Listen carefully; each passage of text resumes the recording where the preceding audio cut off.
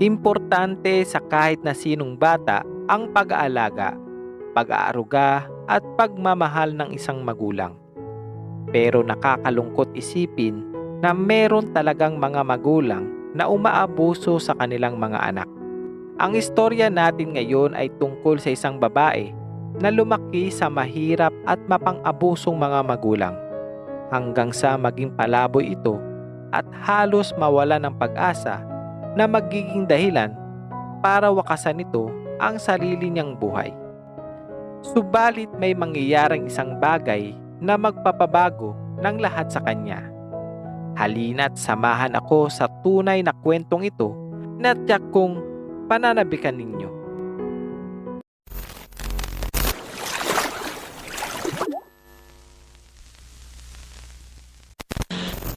Ang bidang babae sa ating kwento ay nagngangalang si Dani Johnson, kung saan hindi gaya ng ibang bata na nakakaranas ng pagmamahal sa kanilang mga magulang, ay kabaligtaran nito ang nararanasan niya. Drug addict kasi ang mapang-abusong mga magulang ni Dani. Kaya sa musmus pa lamang nitong edad ay nalagay na ito sa matinding emosyonal at pisikal na trauma dulot ng araw-araw ng pang-aabuso sa kanya, lalo na ng kanyang stepfather. Ang buhay para kay Dani nung bata pa siya ay talagang naging mahirap. Habang lumilipas ang panahon sa kanyang paglaki, ay mas lalong nalululong ang mga ito sa bisyo na ginagawa pa mismo nito sa kanyang harapan. Pero nagpakalakas si Dani at kumapit ito sa kanyang malakas na paniniwala sa Diyos para labanan ang hirap na pinagdadaanan niya, kung saan nahiligan na nitong pumunta sa isang simbahan para magdasal at humiling sa Diyos na huwag siyang pabayaan ito sa lahat ng bagay. Gayunpaman, pagtungtong ni Dani ng edad 17 ay naranasan na nito ang isang bagay na hindi pa naaayon sa kanyang edad. Nabuntis kasi siya ng kanyang unang kasintahan ng mga panahong yun. Pero dahil na din sa hirap ng buhay at hirap ng kanyang sitwasyon, ay napilitan siyang ipaampon ang bata. Ilang linggo lamang matapos niya ito, may panganak. Ayaw niya kasing lumaki ang bata sa buhay na nakagisnan niya, ni makilala ang lolo at lola nito. Lalo na't iniwan din siya ng lalaking nakabuntis sa kanya noon. Dito wala nang nagawa si Dani kundi ang manatiling malakas sa kanyang pananampalataya sa Diyos at humiling na gabayan siya nito sa kanyang lakbayin at nagiging desisyon sa buhay. Ngunit maging sa loob ng simbahan ay hindi maiwasan ng mga iilang tao doon na mas tinitingnan ang dungis ng kanyang pagkatao dahil sa kung anong pamilya meron siya sa kanyang maagang pagbubuntis at dahil na din sa pagpapaampun niya ng kanyang anak. Kaya para makaiwas ay lumayo na lamang si Dani sa kanyang lugar. Iniwan na din niya ang kanyang pamilya na kung tutuusin dapat ay dati pa niyang ginawa dahil sa tindi ng kanyang mga pinagdaanan sa piling nila. Sinubukan nitong dumiskarte mag-isa at kumita ng sarili nitong pera para mabuhay. Hanggang sa sinamahan siya ng isa niyang naging kaibigan sa isang symposium o isang meeting na may kinalaman sa mga taong gusto magsimula ng kanilang sariling negosyo.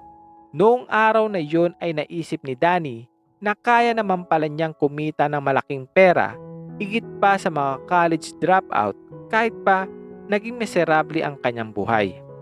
Si Dani ay umattend ng 6 na seminars para maituro sa ilang tao ang kanyang natutunan sa symposium na kanyang unang napuntahan.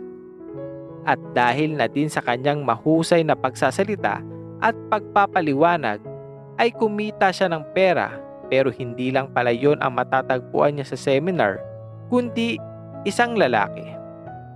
Isang lalaki na hindi lamang pumukaw ng kanyang paningin, kundi nagpatibok din ng kanyang puso. Isa itong love at first sight, ika nga, at na taong naging maayos pa ang samahan ng dalawa at naging masaya sa isa't isa. Sa katunayan, sa edad na 21 ay ganap nang kinasal si Dani sa lalaking kanyang pinili at inibig. Sila ay tumira sa Hawaii kung saan taga dun din ang kanyang napangasawa.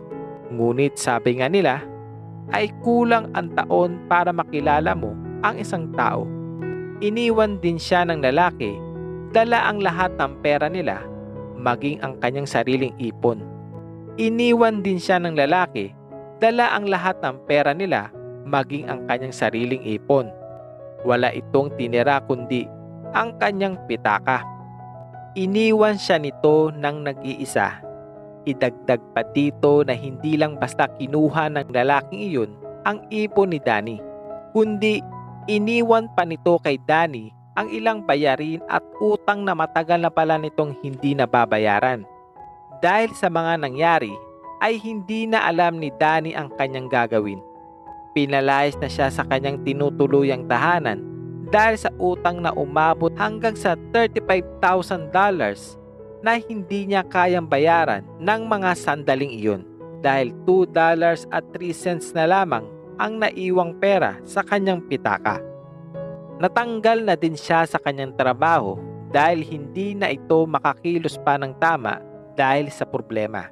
Bumagsak ng bumagsak ang lakas ni Danny hanggang sa mapahalo na ito sa mga lalaking gumagawa ng bisyo na dati kanyang iniiwasan. At sa halos 2 buwan ay nakatulog na siya katabi ang 8 iba't ibang lalaki na hindi naman niya kilala. Napipilitan siyang gawing iyon para magkapera na may pambibili niya ng makakain. Pumasok siya bilang waitress sa pinakamalapit na beach restaurant, dala-dala ang takot na baka mas maging malala pa siya kaysa sa kanyang mga magulang kinagisnan. Doon din kasi nagtatrabaho ang ilan niyang nakilala na nagbigay daan sa kanya sa bisyo. Ang buhay ni Danny ay napuno ng bangungot, kasinungalingan, kasamaan at iba pang bagay na hindi kaaya-aya na danasin ng kahit na sino. Nangako si Danny noon na hinding-hindi siya gagaya sa kanyang pamilya. Pero ito siya ngayon, lulong na din sa bisyo. Isang gabi habang nagsesesyon ang mga tao sa restaurant kasama si Danny, kung saan sila ay nagbibisyo at umiinom, ay hindi ito nakayanan ng katawan ni Danny. Sa kanyang paggising ay iisa lamang ang kanyang naging pakiramdam, na wala ng kapatawaran ang mga bagay na kanyang ginagawa at hindi na din niya kaya pang dalhin ang pasanin ng kanyang pinapasan. Kaya habang tulog ang kanyang mga kasama, ay naglakad ito patungo sa beach para patayin o lunurin ang kanyang sarili. At nang tuluyan na siyang nakalubog sa tubig, ay tila may nadinig siyang boses sa kanyang isipan na nagsasabing umahon siya at baguhin ang takbo ng kanyang buhay. Alalahanin ang isang bagay na meron siya at yun ang magiging sagot sa kanyang problema.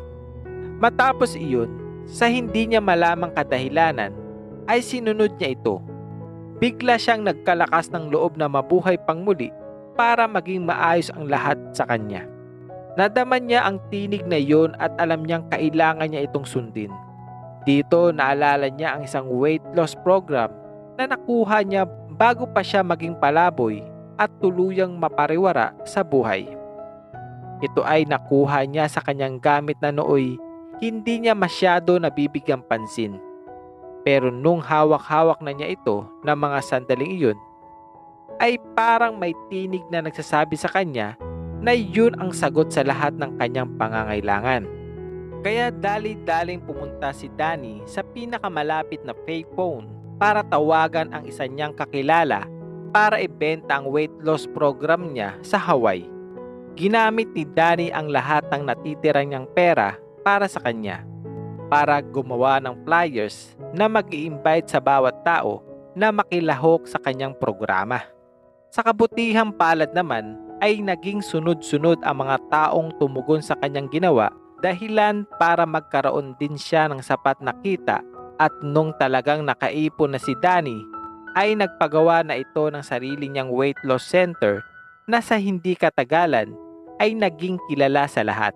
Nakapagtayo na din siya ng fitness center sa California, kung saan dito niya natagpuan ang lalaking muli niyang pinakasalan.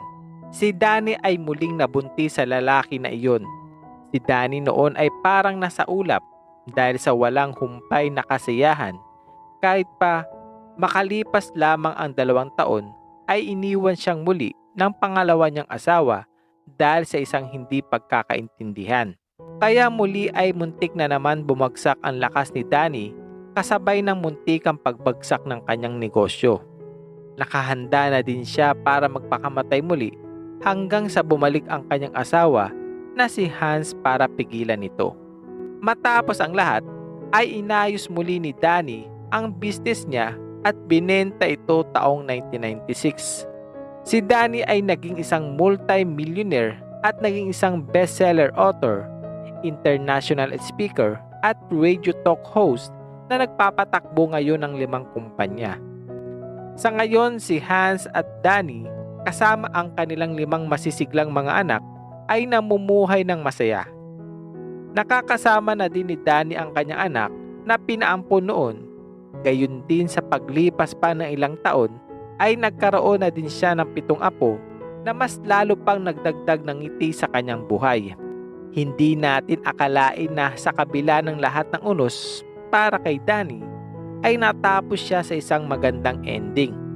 Panaginip ba ito? Yan ang tanong na naiisip palagi ni Danny. Hindi niya akalain na may katapusan pala ang lahat ng kanyang paghihirap. At nagpapasalamat sa Diyos na binigyan siya nito ng lakas at ginabayan siya nito para ipaalala sa kanya na hindi huli ang lahat para magbago. At palaging tandaan na may pag-asa naghihintay sa bawat tao.